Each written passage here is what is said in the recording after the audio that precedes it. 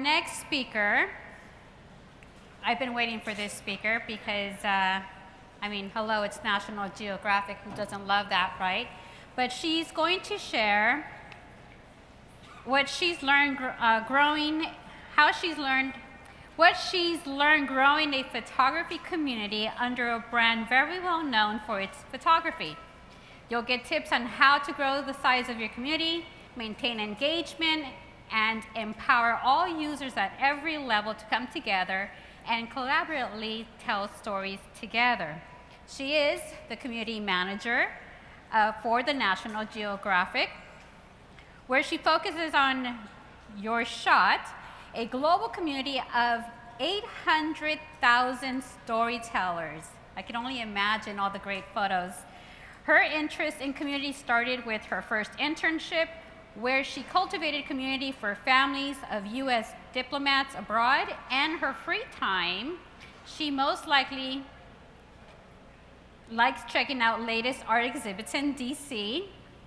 and FaceTiming her nieces. Everybody, please welcome Christina Shorter.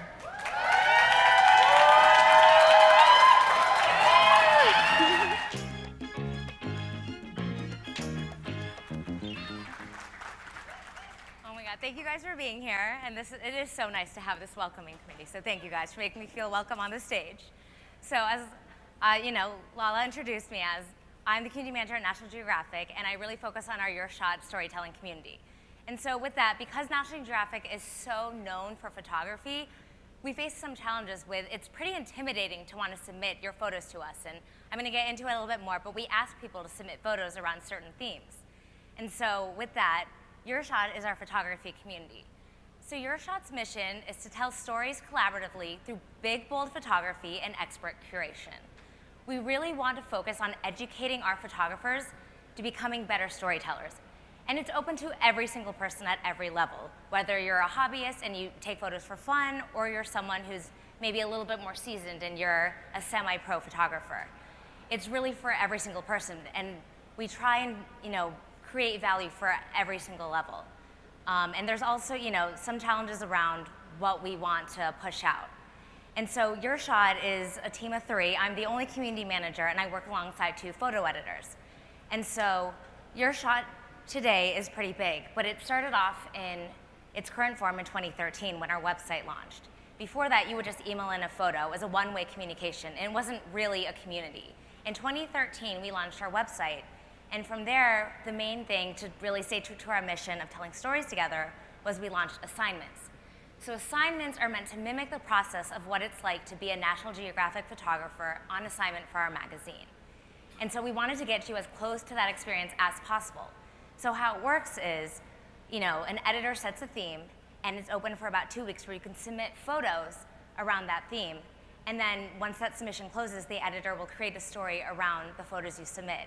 So photos from there are published on our site in one collaborative story. Stories from the community can also be published in our magazine. So that's something that people find very appealing, but there's other ways that you can get involved, and I'm going to speak on that very shortly on, there's not just one, it's not even really a grand prize, there's just other ways that you can feel like you're connected with us. But we're a large community, we've got people from all over the world, and we've been able to kind of maintain, high engagement through the 5 things that I'm about to share. So the very first thing that's really important is knowing who you're not, which it's our role as community professionals to know the ins and outs of our community. We need to know what fuels us, what gets them going, what works, what doesn't work. But at the same time, it's so easy to just get caught in like a one track, it's your focus, you know who you are. But one way to really help you grow is to take a step back and see what else is out there. Because the reality is, the digital space, there's so many other places you can be. There's so much diversity. And you may not be the only platform. And so I'm not saying that everyone out there is your competitor, and if someone's doing this, you need to do it too. What I'm really saying is if you take a step back and see what else is out there, you can understand that, okay, we do this, and that's why people come to us. And that's what makes you stand out. So we've surveyed our members, and we learned that, of course, we're not the only place they're online. It would be a little naive to think that we're the only place that they're coming to. But we saw, okay, they're in this place for this reason. or they're here for that. And so we looked at ourselves and we're like, okay, why would you come to us and share your photos? So there's two things that we really learned made us stand out, we felt, in the digital space, was that we have pretty strict photo guidelines on what you can upload. I would say there's maybe a standard of, no inappropriate content and things like that, but in terms of editing, so we're looking for images that are kind of the world through your eyes. But, the ability to digitally edit photos in Photoshop, it's an entirely different skill set, and we're just not the platform for that. And that's okay. We just know that that's, not what we're looking for, and people can go elsewhere, and they do, and that's totally fine.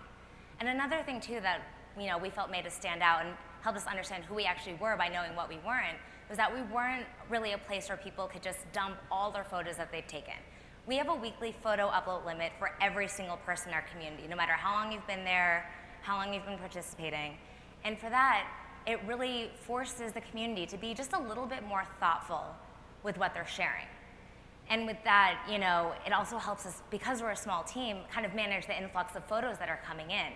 But, just knowing that that is what makes us stand out has really helped us grow, because we can focus on these things that we, want people to be cognizant of when they're participating in our space. So another thing we do is actively listen. So of course, we all want to hear that we're loved. I think, we work so hard to build and manage and grow these communities, but at the same time, it's so great to get the praise from everybody. But at the same time, too, there's so much you can learn when you also listen to things that might be considered bad or negative. And by that, I mean, it could be just an off comment or something like, hey, I think you're missing this. Hey, I think you could do this a little bit better. Or, why are you doing this? What's going on here? And so for us, the creation of our platform in itself was, to this day, people still email in and say, hey, I want to share my photos with National Geographic. And we actually have a place to point them to. We can say, hey, we've got a place that's educational, that's, it's not just sending your photos to us, it's you can talk with us, you can talk with photographers that you may follow on other platforms, work you admire, and you can actually say, hey, what can I do to become a better photographer, become a better storyteller? And so, just listening to that, it was something that was missing, and so we tried to fill that void. And so another thing too is, because people, might feel intimidated by participating in our platform, we were aware of that, and we decided, in addition, within assignments, there's a discussion board, which, people are very, very active on there, because we're not the only experts. So the reality is we say, you should talk to the rest of the community. Talk to the people that are also here too, because we've got some amazing photographers who are skilled in this and skilled in that, and that's the point, is that we want to elevate their voices as well. So we provided the space for that. And also during assignments, our editors will kind of give updates throughout the couple weeks that it's open and say, hey, I'm seeing photos that are like this, but I think you should maybe go a little bit like this, or your caption, doesn't really describe what's going on. So we wanted people to feel like you can ask a question and say, hey, what can I do to make it better? So we provided the space for that. And we also gave people other ways, you can read what's going on and read discussion boards, but we also wanted to make it that, there's ways you can participate where you don't have to upload. If you just joined and you're feeling a little intimidated and you just want to kind of get your feet in the water. And so, of course, you can favorite photos and you can also comment, but we also provided what we call the Daily Dozen, where it's 12 photos that our editors select, and you can vote on your favorites. And just the ability to vote on ones you like, and that photo then gets shared across our community's Instagram and other National Geographic social media channels. So it's great exposure, but it's a photo that our community voted was something they felt like they really loved. And it's just another place where you can aspire to be, hey, I want to be voted, and I want people to understand that, like, my work is being acknowledged. And so because we listen to people saying, like, hey, I don't know, you're asking me for photos, but I don't know if I'm on that level, you can read a ton of things, and you can also just do other things and just get a look and feel and understand what's out there and understand what the community is like. So another thing we try and do is also be flexible. Sometimes you cannot plan for everything that's going to happen. And so one example I wanted to share with you guys is that we have a content calendar. We call it our editorial calendar, and we try and plan out what assignments are upcoming, what other things are going on, and what can we align with to help our community, stay, informed, and also challenge them with these assignments, because not every assignment is going to be easy for everyone. We've covered topics from, we did an assignment called When Death Comes. That was a little bit more serious. We've done things from hair and what that means for your identity. We've covered things from, saving our oceans to climate change. But, it doesn't always work. And when things don't work, it's not a failure. So just recognizing if it's not working for you, being able to change it. So So 2016 was the 100-year anniversary of the creation of the National Park Service, and National Geographic was involved with that. And so we were like, great, well, National Geographic was doing a year of national parks. Within the community, we wanted to do that too. Well, the reality is that the community got very, very, very fatigued with national parks. It was something we were like, this is on brand AF, like these people are gonna love it. No, after we did a couple, we noticed that people weren't really engaging with it. They weren't really participating, they weren't uploading their photos, and they weren't really discussing as much on the discussion boards because they were like, oh, another national park assignment. But we planned it out where it was like, okay, the people that, the park rangers, people in the parks, wildlife in the parks. We covered such a variety of topics that we thought, this is awesome. And we thought, we knew it was on brand, we knew it. But the reality is that the people didn't love it. And we're there because of these people. So even for us, something that's online with what our brand is known for and what we do, sometimes doesn't always work within the space. And that's okay. Being able to be flexible is not a failure. It's just recognizing and really hearing what your community is doing. And if you can shift and change things, do it. So another thing too, as I mentioned, I'm the only community manager. So I'm very, very open with that. Sometimes I can't handle everything. And so I let my community know, hey, we need help with something. So we recently went through a problem where we were getting a ton of spam images. We were getting just an influx of, some inappropriate content, and it was to the point where it was really hard to manage. And it was just something we hadn't dealt with before.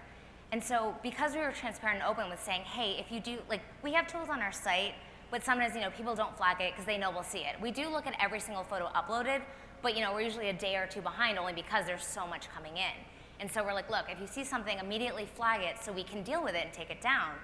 But, sometimes people just think someone else will find it. It doesn't matter. But the reality is we had to say, look, we need your help. This is what's going on, and it's to a level that's overwhelming us that we've never dealt with before. And by saying that to everyone, they realized, hey, yeah, we can help you out because we want our platform, our community to be a spam-free place. We want, to continue telling stories together, to being, your shot. And it was really nice that they actually acknowledged that because at the end of the day, as community professionals, we also spend so much time focusing on real people and helping them enjoy the space that we've provided for them. But at the same time, too, you do need to remind them there's real people behind the screen. And that's something that has been so, so, so helpful, at least in my role.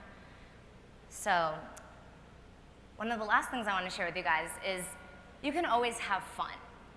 National Geographic has been around for a very long time, and people have, their own perceptions of what they believe the brand is, what they think and what they want to do. But there's always an ability to go a little bit beyond what you're known for. And that's what we try and do with our community because we want them to really, tell stories and create different kinds of photography in all topics. So I just want to share kind of quick notes on all three of these photos. So the photo, kind of, I guess, all the way on my right, was one that, so all three of these also have been published on our website.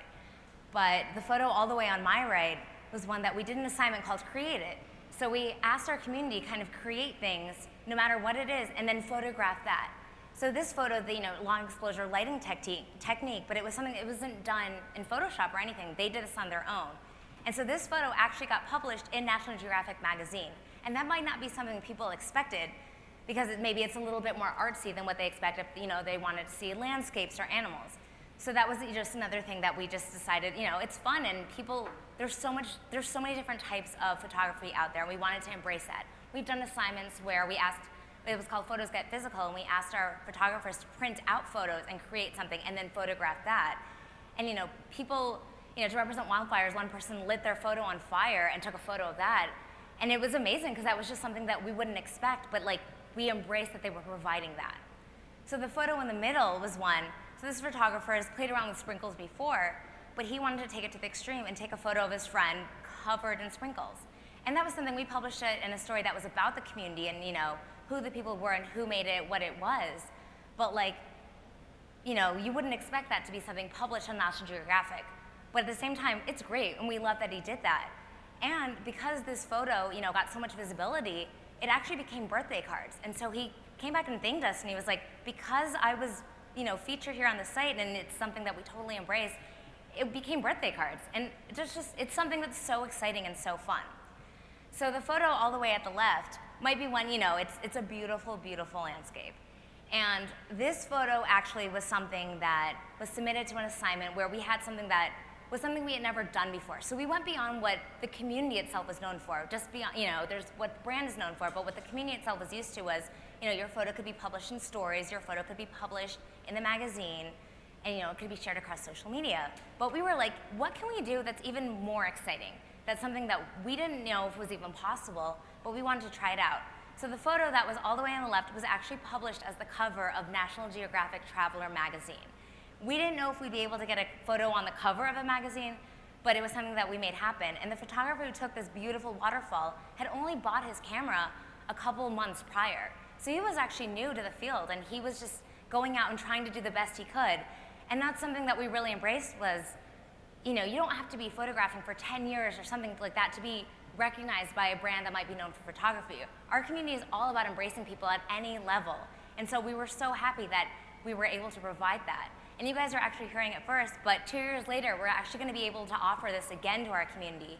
And it's something that's very exciting. And it's not something we can do all the time, but if you can find things within your community that you can offer, like just try it out. It might not work, but it could. And that's okay to just push the boundaries a little bit. So kind of to wrap up, our mission is to tell stories together, and we want everyone to feel empowered. And I love this photo because even though it's a Youre Shot shirt, the way it's opened up says our shot. Because at the end of the day, the community exists because of the people that make it.